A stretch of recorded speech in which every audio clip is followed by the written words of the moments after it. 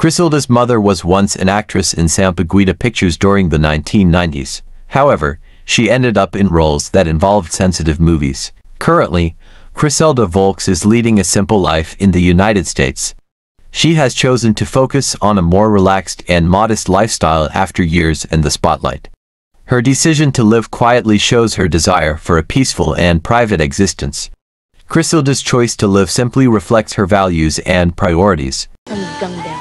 At mas mataas mula bewang hanggang talampakan. Ganyan katindi, Shinlang. Sisiwan, mapatiti. Hi, sweetheart. Liga. Maupo ka. May pakikita ko sa'yo. Wow. Ang ganda. Para sa akin ba to? I'm sorry, hindi mo pwedeng maisuot yan. Alam mo, ito ang priceless family jewelry. Minana ko pa yan sa kalula-lulahan ko. Kung meron man akong kayamanan na pinagkakaingat-ingatan, ito yun. Kaya lagi ko din tinatago. Tingnan mo. Pero maisusuot mo rin yan on these days kung meron mga special occasion, meron party. Hindi ba? Yan. Pero magpapakabait ka sa akin, ha? Mabait naman ako eh. Sweetheart, bigyan mo nga sleeping pills. Hindi na naman ako makakatulog nito eh. Ha? Okay. Wala na ba talaga natitirang may katiting na kahihiyan dyan sa katawan mo? So, ayaw mo sa akin? Ayaw mo sa akin, and yet tuwing nalulungkot ka, ako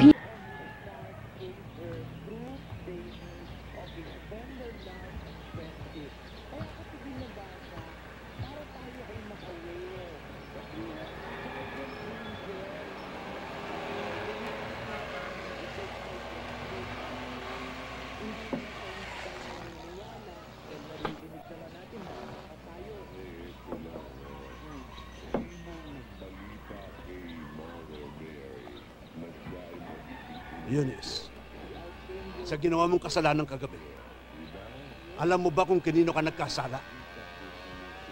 Hindi ka nagkasala sa lolo't lola mo. Salamat ha.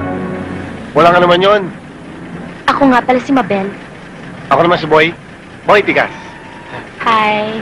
Hi, ako si Sam. Just call me Do. Hi, Do. Mabel, saan ka nga ba nakatira? Mag-artista ka na lang kaya? O di kaya mag-bold star ka? Hindi habang buhay sariwa ka. Bukas makalawa may susulpot ng bagong puta. Mag-isip-isip ka. Pwede ba umalis na tayo?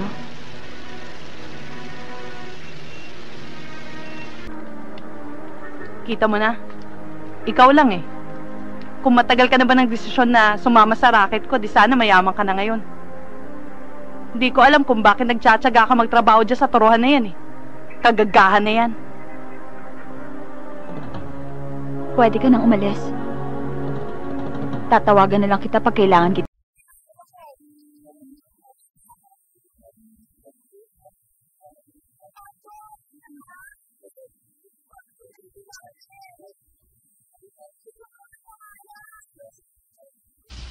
Siguro yan yung mga executives na kumukuha ng executive secretary.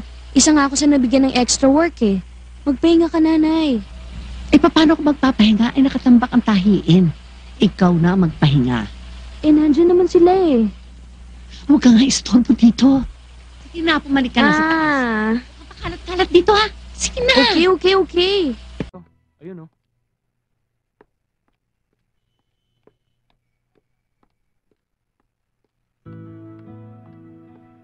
Himala, Hi, baby. naligaw ka ata. Namiss kita eh. Alam mo, dalawa lang naman yan eh. Either walang laman yung sikmura mo o kaya yung bulsa mo. Alin sa dalawa? Pareho. Sabi ko na nga ba. Bihira ka, oh. Puntahan kita rito, galit ka. Hindi kita puntahan, galit ka rin. Sala ka sa init, sala ka sa lamig. Alis na nga ako. Sandali, Bart. Masyado ka naman pusong mamon eh. Kasi nabalitaan ko, meron ka na raw ibang dinadalaw, pinalitan mo na ako. Sino pang ibang papatol sa akin? Ikaw lang nga nagtsatsaga sa akin. Teka na, naghihintay na yung driver ko eh. Driver? Kotse ka na? Hiram lang yun, pasundo sa'yo. Wait naman. Asan?